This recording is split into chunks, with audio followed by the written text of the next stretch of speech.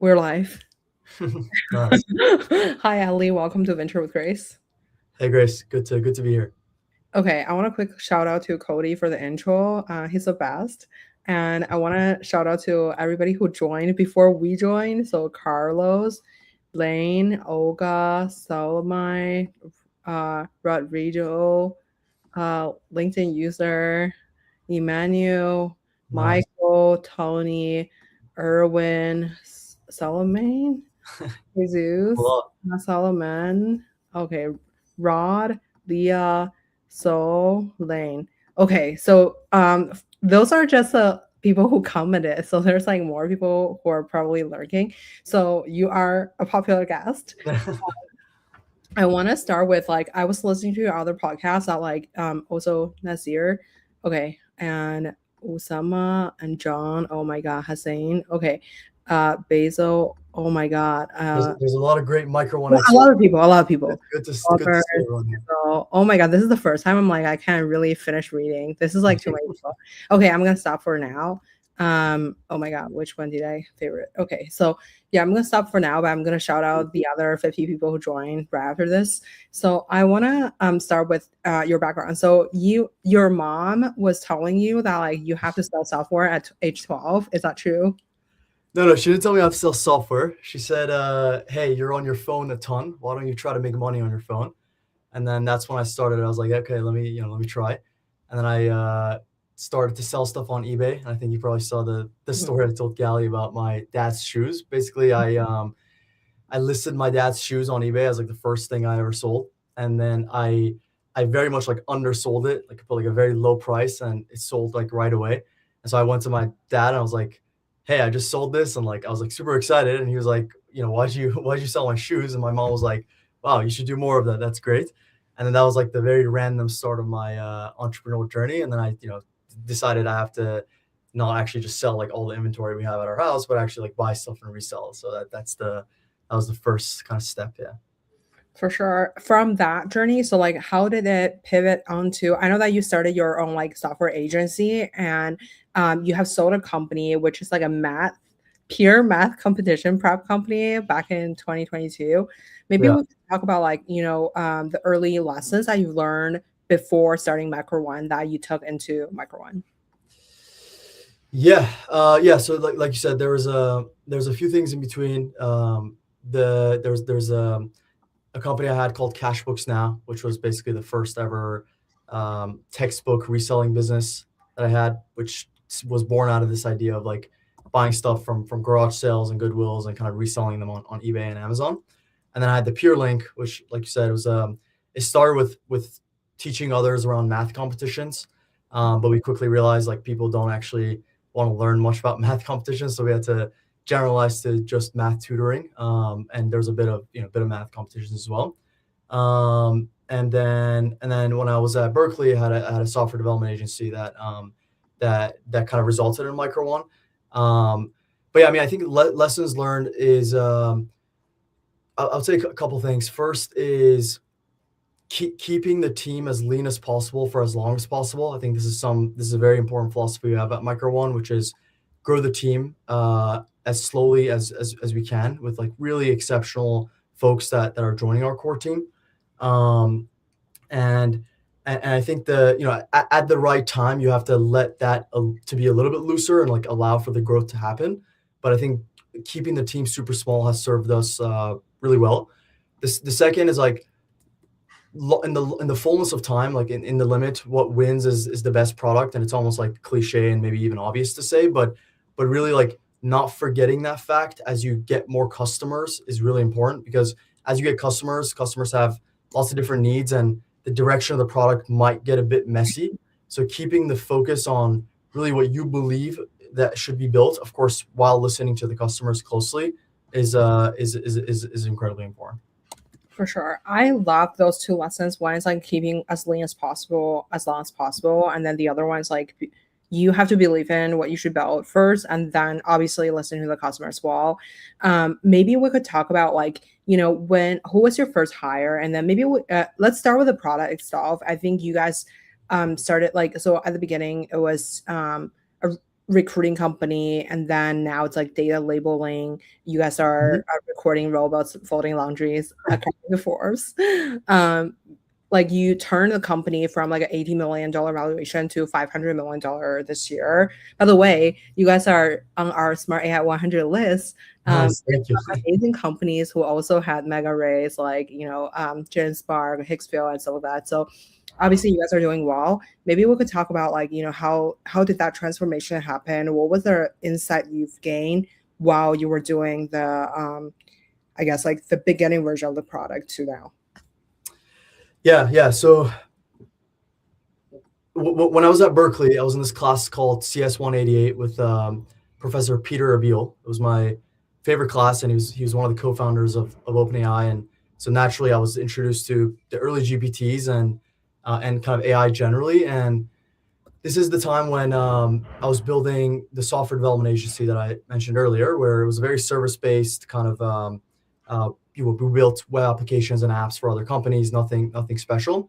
But one of the main kind of limiting factors at this company was um, hiring and vetting engineers to assign to projects every time a project would come in. And so I built this tool by getting introduced to it through this class, which was an AI screener, and it used one of the early GPTs to essentially vet the engineers that I needed to vet. And instead of spending my whole day on interviews, this AI screener would help me, vet folks, and then the ones that did well, I would interview and add them to projects at that agency. And this internal tool that I built for this agency essentially became micro1, and I decided to kind of build like at that time kind of like a sister company to this agency and productize it and basically sell the software, which is an AI recruiter on its own. And very quickly, this kind of outgrew basically the revenue and kind of the scale potential of what I was building at the agency. So I decided to fully focus on it, shut down what I was doing at the software development agency, um, and we started to basically there's kind of two business models for micro1 to begin with. One was we would sell the software, which was this like AI recruitment engine. At first it was this AI screener, but then ultimately became this like end-to-end recruitment engine. So we would sell that software, and then the second business model was I would use this software to vet all types of talent, mainly engineers, but other types as well, and essentially build this marketplace of pre-vetted talent, which startups and other companies would hire from. So this was kind of like the first version of micro1, and we grew it we grew it a good amount pretty quickly. And then I came to a realization, I think a year or so building the company, that human data has this like new fundamental limiting factor, which is recruitment, and it's recruitment of experts specifically. And the reason for it was we went from this phase of like generalist labeling, where you're doing preference labeling and very basic kind of image labeling and so forth, to expert level data, where you have domain experts, physicists, finance experts, medical doctors, etc., creating very complex data sets to improve these models. And the first step of actually being able to generate such data is the recruitment of these experts. So long story short, we got a couple customers in the space, and we realized that this is actually the greatest application of what we've built, which was the AI recruiter. And so we went all in on data basically, and ended up building the data platform for micro1, and now what we call the micro1 intelligence platform, and the kind of the data infrastructure for AI now.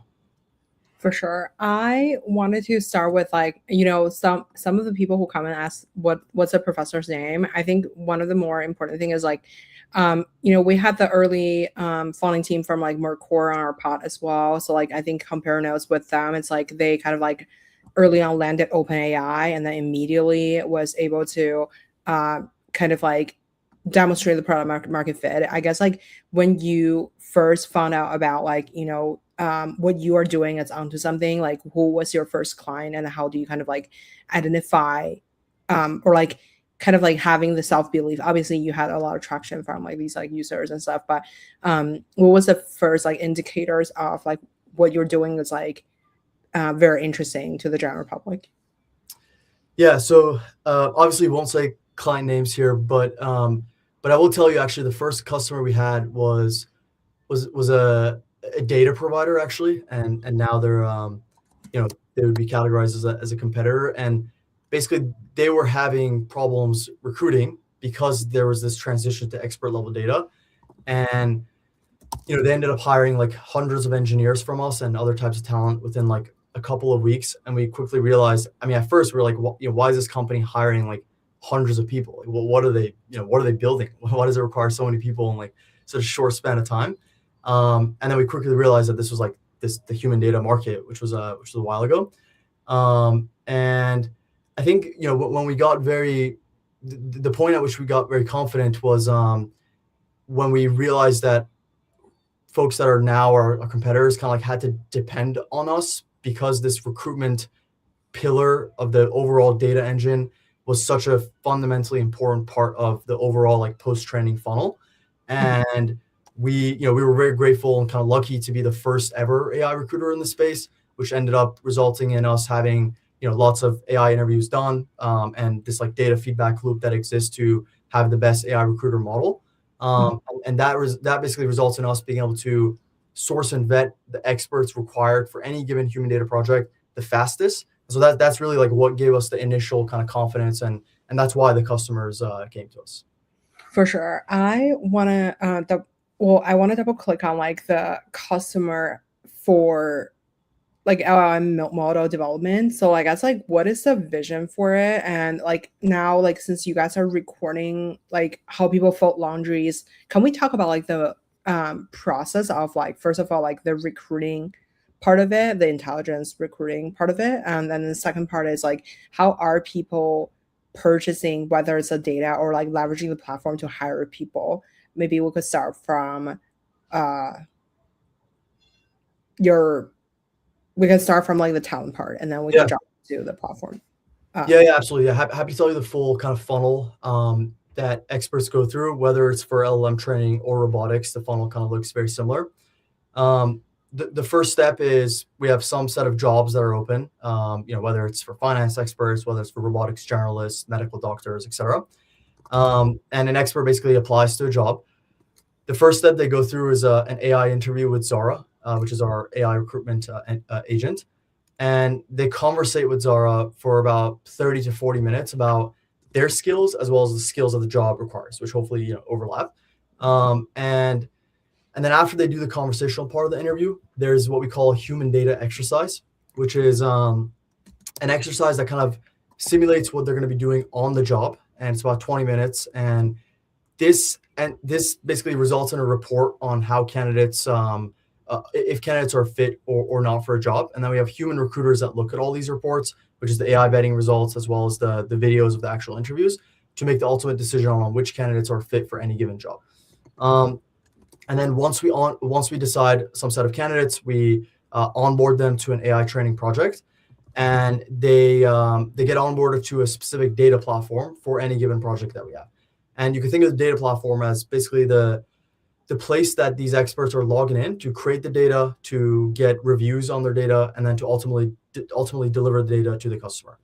And then there's sort of a third pillar, which is we have a talent performance management product where we quantify very closely how experts are doing on the job and how the cohort is doing as a whole.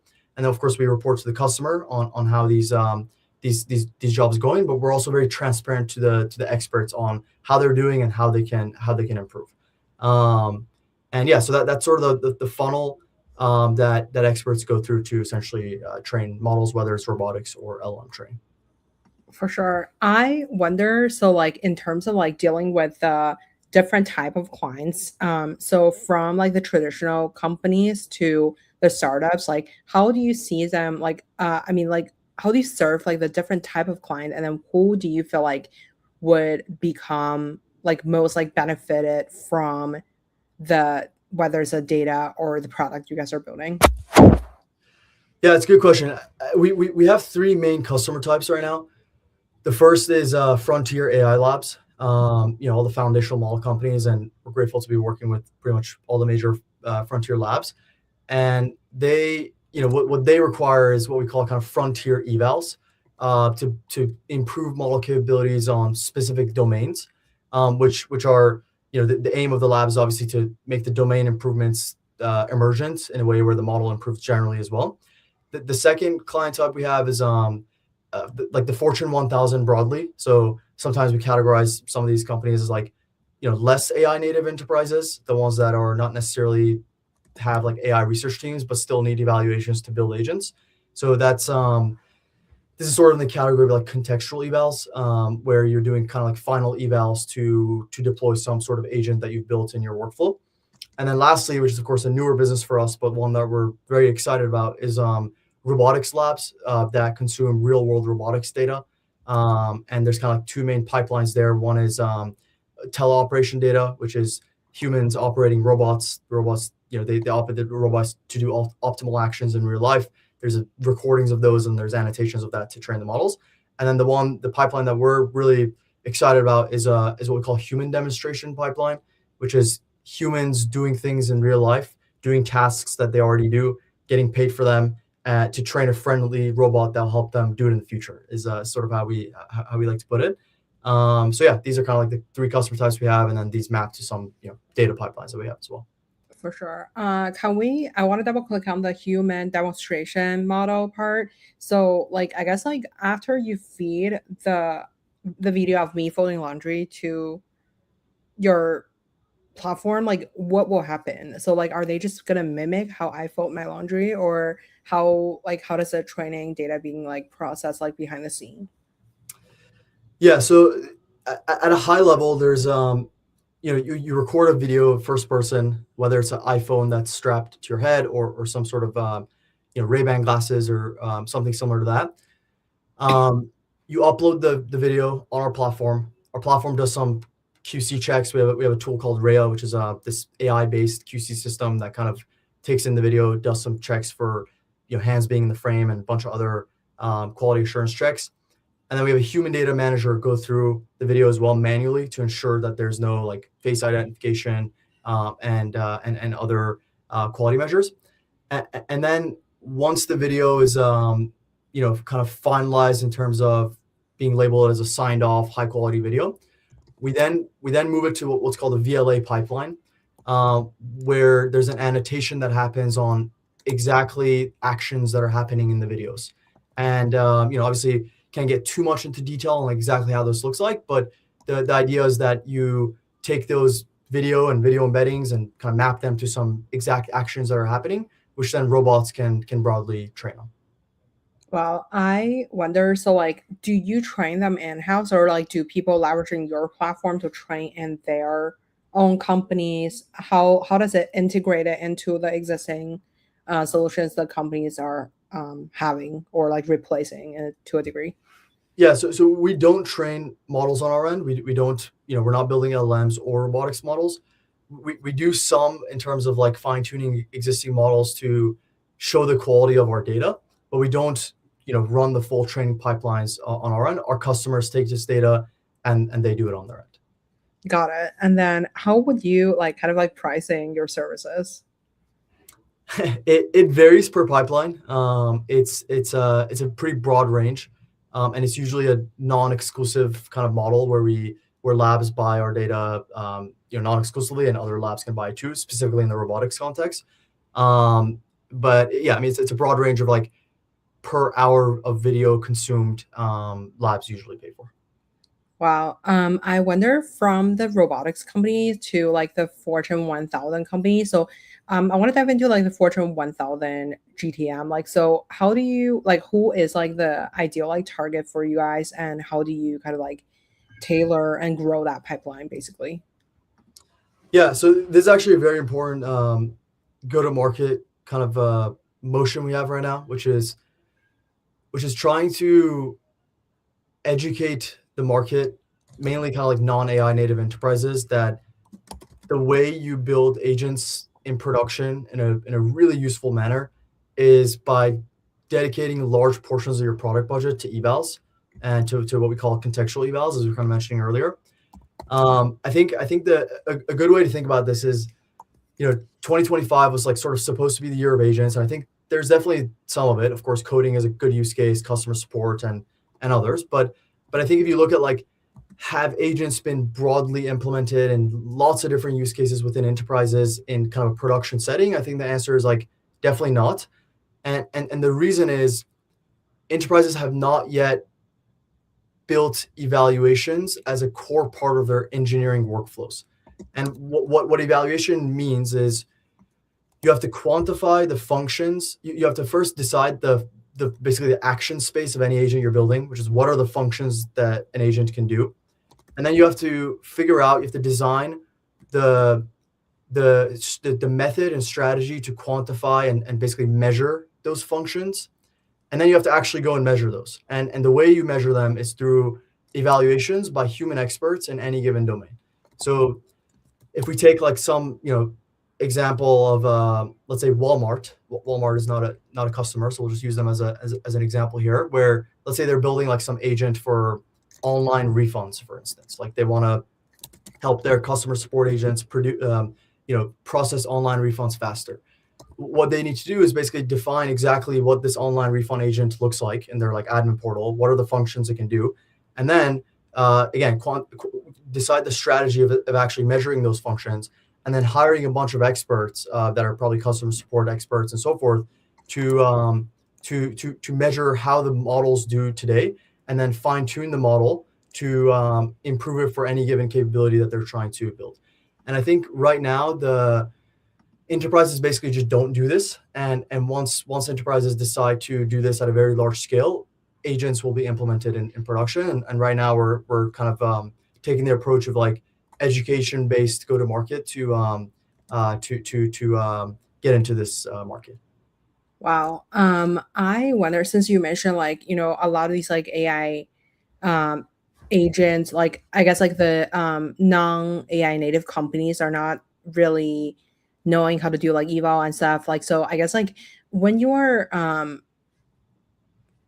making the product for these different type of audiences, from like the foundational model or like frontier labs to the Fortune 1000 to uh the robotics companies, like how do you kind of like separate your own team and like your own like product line to meet everybody's needs? And I feel like educating the market is probably like a lot of like, it's very costly as well. And I think the enterprise adoption is going to take like 5 years to like for anyone to actually realize what's happening. I just chatted with a founder. Basically their insight is like when they chat with, let's call it like a factory in Detroit or something, they would not like, even they're like very famous companies, like, but they are just still purchasing, like they're still spending money on like, getting Deloitte or like all these like consulting firms to consult them. And then what they're saying is like, you guys are not AI native ready. So like, what is your kind of like strategy or pipeline to like actually educating the market, but also like how do you calculate the ROI to structure your team around like where you're going, basically? Yeah, it's a great question. I think the the good news is that our current data engine that we've built for Frontier Labs very nicely maps to this kind of like non-AI native enterprise business model. And the reason for it is there's kind of the same three core pillars that apply for human data evaluations for enterprise, which is you have to recruit folks, you have to have a data platform to actually create that data, and then you have to manage the performance of how the talent is doing, and therefore how the data is sort of is doing. And so the good part is that we can kind of apply the same exact product that we've built very nicely to these enterprise evals. But like you said, the hard part is the actual sales and like the understanding of enterprises on why they need evals. So the approach we take there is a very like research partner approach. So we have these kind of like, I guess you call like forward deployed researchers almost that are assigned to accounts that really help the enterprise define their strategy on building any agent. So we help them kind of scope it out. What scoping it out is not like a Deloitte type consulting, which I think is like a kind of a waste of time and money for enterprises. The scope is like you get to the point right away, which is what is the agent you're trying to build?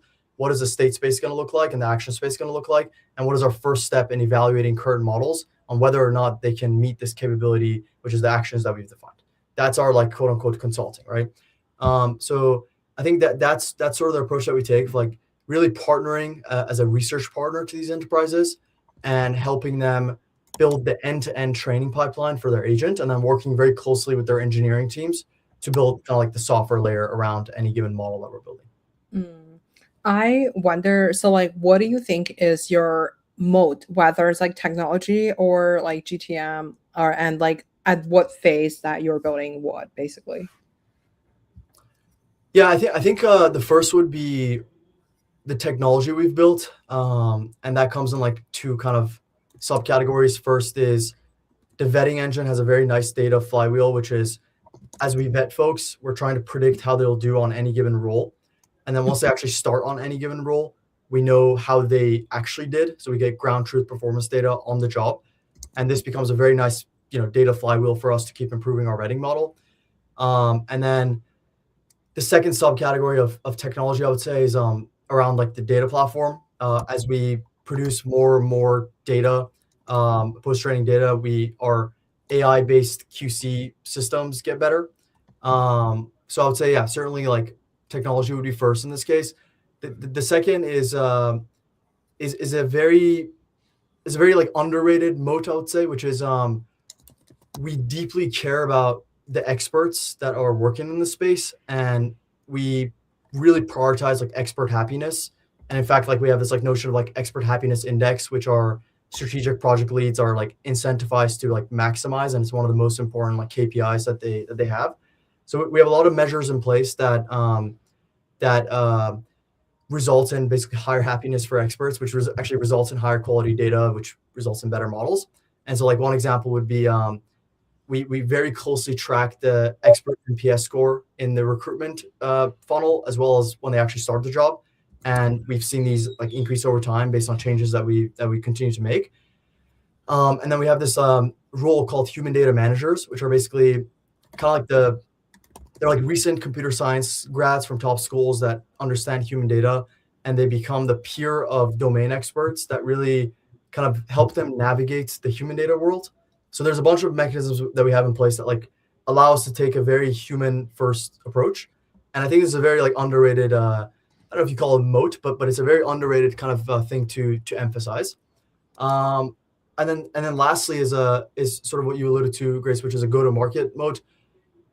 We're very grateful to have like incredible customers, most of the frontier labs as well as Max 7 customers, and it's really hard to get these customers, and like once you get them, it's a bit of a moat on its own. For sure. I wonder, so I want to double click on like a few things. One is like the expert NPS score.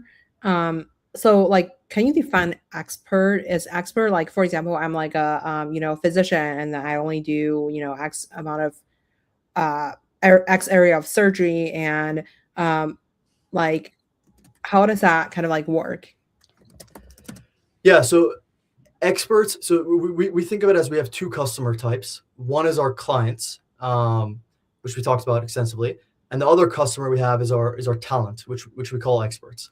And so experts are basically subject matter experts that are in finance, they're medical, legal, so they could be lawyers, they could be doctors, they could be investment bankers, they can also be like voice, special voice actors, engineers, really all types of talent helps us train models, because obviously the models need to improve in generally intelligent ways. So basically the talent that we have is what we call experts. Mm. And the NPS score, meaning like, so you guys evaluate the expert, or the expert being evaluated by the experts? So both. The second is a different thing where that helps us like evaluate data quality. But what I mean by expert NPS score is every time an expert finishes an interview, they rate their experience out of 5, and they can optionally write about their experience as well. And when we started the company, we were at around like 3.8 out of 5 or so, and we've now gotten it to about a 4.5 out of 5. And of course, we're trying to, in the fullness of time, get it to a 5 out of 5. And then the second place where experts rate their experience is like when they actually start the job. We run what's called the "Are you happy?" surveys, which is exactly what it sounds like. We ask experts if they're happy, and we we calculate the expert happiness index through the combination of these two NPS scores. Mm. I wonder, oh my gosh, so many people are asking you questions. Should we take one of the audience question? Yeah, let's do it. Uh, okay, so this is the last one, but can I know how you pre-vet? Yeah, so the pre-vetting process is largely through Zara, which is the AI interviews that we have, which is the conversational interviews as well as the human day exercises, and then we have human recruiters that look at those and make the ultimate call on who gets the job. Got it. Okay, so I wanna be mindful of time. I can go over for like 5, 10 more minutes if you'd like. Okay, sounds good. Okay, Yeah. let's do 5 minute, well, 5-10 minutes or something. Yeah. Okay, so obviously everyone's like still tuning in. I'm like insane, like you are a celebrity on the internet. Okay, so I want to ask about like, what do you think would be like the biggest trend in 2026? Obviously agents for 2025, but yeah, what's your thought on, is AI agent still going to be a thing next year? Yeah, I think the agents trend will actually happen in 2026. I think it sort of like didn't happen in 2025, and with evals, I think it'll happen in 2026. So we're gonna heavily push for that.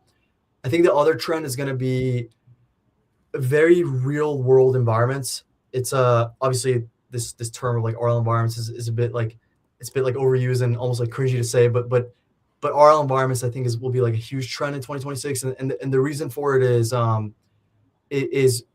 we need to get foundational models to be much more than just book smart. I think they are more than book smart right now. Clearly, they do a lot of like useful things, but we want to get them to be smart in environments where they have to actually do things in a row. And right now, models are actually not the best at doing things in a row. And I think the reason for it is like a pretty simple like compounding error problem, which is like even if you answer questions really well, let's say you answer like any given domain question on average with like 90% accuracy, which is like a pretty good accuracy. If you have to sort of like answer 10 questions in a row, which is equivalent to saying you have to do 10 things in a row to like finalize an action, you will compound that very quickly. Like 0.9 to the power of 10 is some low value. And so I think the biggest trend in 2026 is going to be training models in these real world kind of like sequential action environments where models will get good at actually doing useful things. Mm, that's deep. Okay, so I wanna so maybe we could talk about like the future of recruiting as well. Also, Yeah. people are saying you're Zayn Malik's brother. No, I'm not. That's a Dying. damn good compliment though. Oh my god, I'm gonna frame this comment. I feel like it's funny. Okay, yeah. So like what's the future of recruiting, since like, you are a recruiting expert now? I'm a recruiting expert.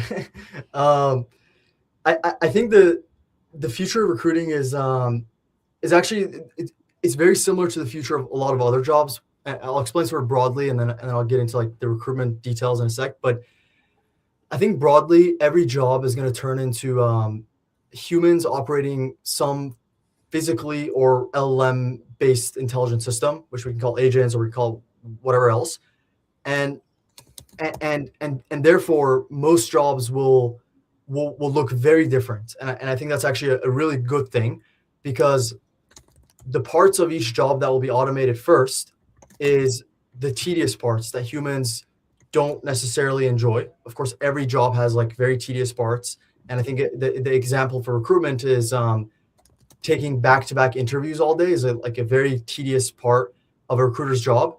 And I think the fun, creative part of a recruiter's job is like strategic sourcing, which is like, how do we actually get the right folks to apply? How do I design this pipeline? Like these are the fun parts for the human recruiter to do, and the rest can be delegated to an agent, which in this case can be Zara. So I think that's what I imagine happens across most roles, which is humans will simply operate these intelligent systems and do the fun parts on their own and delegate the rest. And then once we have physically intelligent systems, this will apply to not just jobs that are constrained to a laptop, but just every job. And yeah, I think make life for humans just like a lot more fun and a lot more enjoyable. So yeah, looking forward to that future. Love that. Another question, I guess, like, when you're thinking about like robotics, why do you feel like robotics would be like one of the major sectors? Because obviously, Fortune 1000 is like a no-brainer. Foundational Labs has a lot of money, and like robotics is like one of these things that are like, you may land a client, and then the client may die tomorrow because maybe I live in the startup land. I feel like even the later stage robotics companies, like, I was like speaking with friends, like, even when they before the IPO, they may still die because like robotics company required like huge amount of capital. How do you kind of like um thinking about like the um market that you're trying to tap into, and do you do the exercise of like writing down like the TAM and like writing down like I don't know, like go through your LinkedIn connections to see who is like in there that's like in the robotics category, or how do you think about that? Yeah, I think developing physically intelligent systems will be the most useful thing humans will ever do. And so even though it's a very risky and still high probability of failure problem, we should really strive towards solving it. And so I think that that's sort of the first reason. Um, the second thing I would say is in AI development, there's kind of like three main bottlenecks, which is data, compute, and algorithms. And I think in physical AI, there's another bottleneck, which is like hardware. Like, can the actuators actually do all the things that we want them to do? And basically, there's like a more broadly like a hardware constraint that comes in. And I would argue that compute constraint is like largely being solved. I think there's a lot of attention to it, and it's gonna be solved. Algorithms constraint is like it's sort of a great researchers will just solve that over time. There isn't really much you can like proactively do about it. And then I would argue for physical intelligence, robotics, hardware constraint is like almost being solved, and I think eventually will be sort of commoditized. And so the final, of course, I'm biased when I say this, but the final limiting factor is data. And I think it's the most kind of like underrated limiting factor. And I think we're now in a phase where these robotics labs are starting to raise in the billions. And I think to spend on human data, you sort of do need to raise in the billions. It's very costly. And we're seeing a lot of robotics labs like raise and then they commit to like half of that spend being on data, which is like great signals for us to really kind of go into this market. So when we initially went to it, my initial guess was probably end of 2026, we're gonna get some like initial material traction and revenue, but we're seeing it actually now already, and it's growing like pretty fast. So we've been pleasantly surprised. Mm.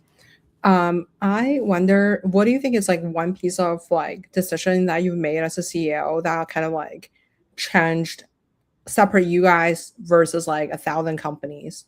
Like, what do you think you make one decision that's like you bet on something that's right? I think two things. One is going all in on data, and really continuing to build the AI recruiter part of our product because it's a very important part of the overall data engine, but really just focusing on the human data application of it was like the best decision I think we made. And frankly, I wish we would have made that like earlier, but that was a good decision. The second is deciding from the very beginning to strive to be the most human first AI company, and I think this has served us well and will continue to serve us well.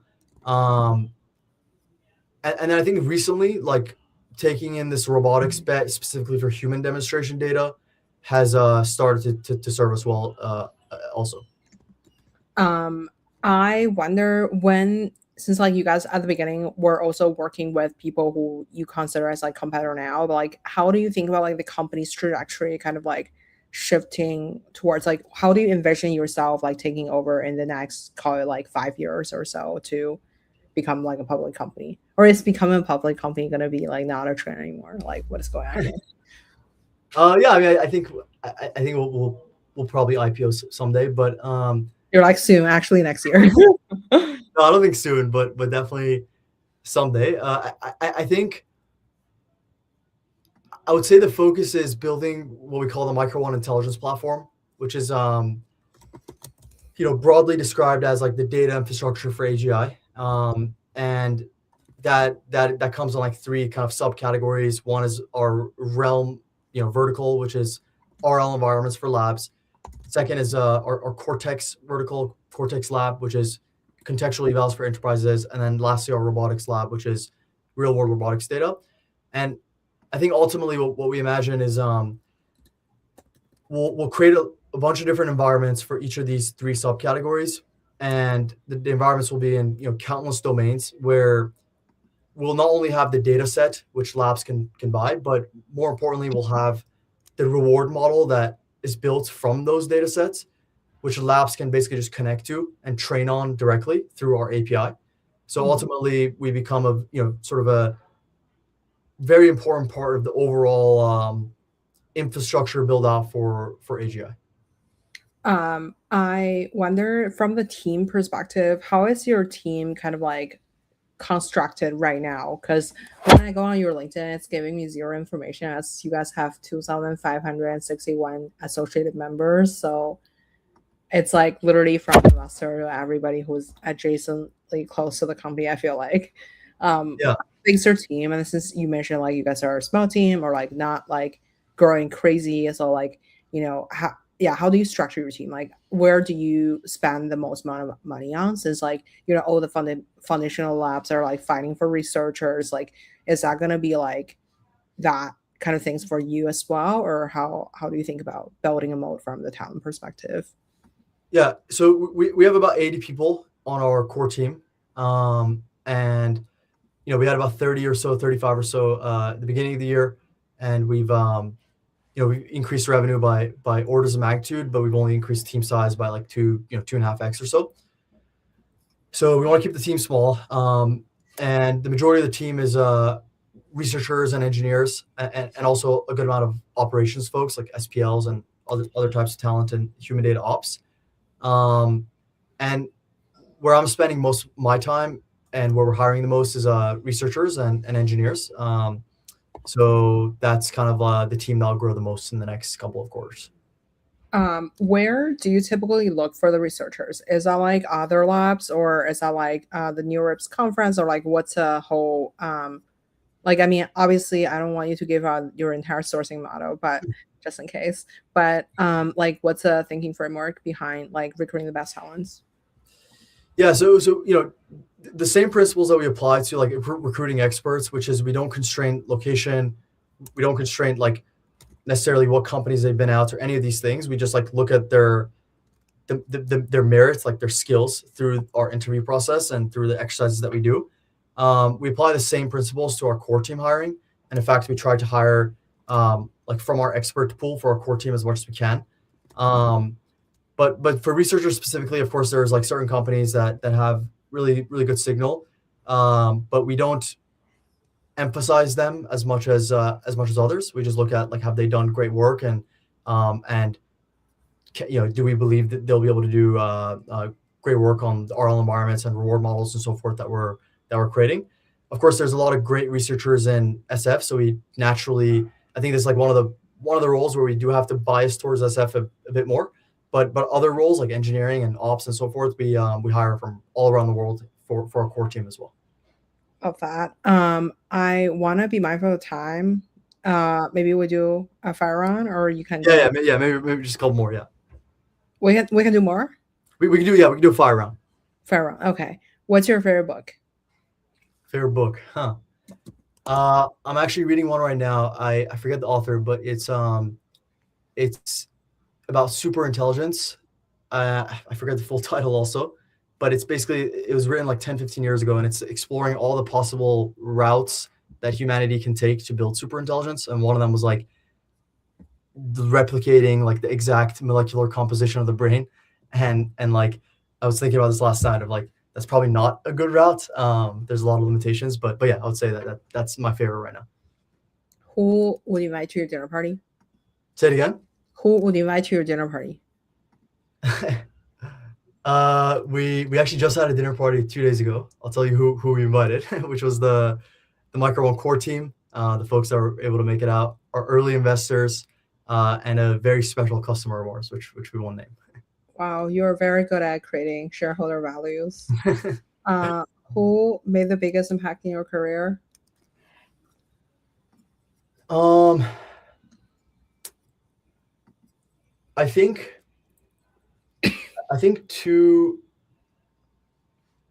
three people I'll name. One is my parents, like my mom and dad. Obviously, the story I told earlier, like my mom just like randomly saying, "Hey, you should try to sell stuff." Like I think that young, the fact that I started young, I really look at it as like a lucky thing. Like I could have just not started young, and I'm very grateful that I accidentally started my journey young, and I'm very grateful for my mom and dad for that. Um, I would say the second is Elon. This is like obviously a very like typical answer, but I respect the way he runs his companies, for the most part, and I've read all his biographies and really likes like first principles approach. And then I think the third would be the actually like the CS 188 class at Berkeley, and therefore Peter Abiel. Yeah, I think those are the three that come to mind. Do you personally have a Elon Musk poster in your bedroom? Is that what you're doing? I'm not gonna answer that question. Where can we find you outside of work? um, just the gym. There's like a 1 hour gym break every day.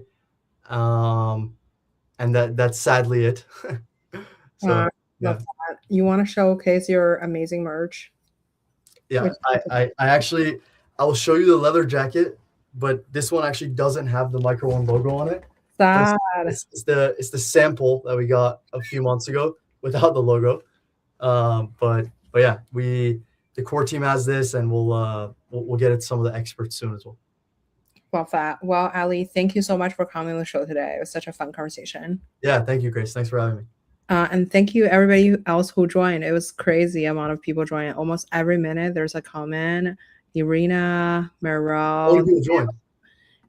I have no clue, honestly. I just see the commenting. It's like going crazy. And that's here, Lane, Ashat, Meryl again, Adewale. Okay. Yeah, okay. Anyway, so thank you everyone for joining. Nice. I'm gonna end stream.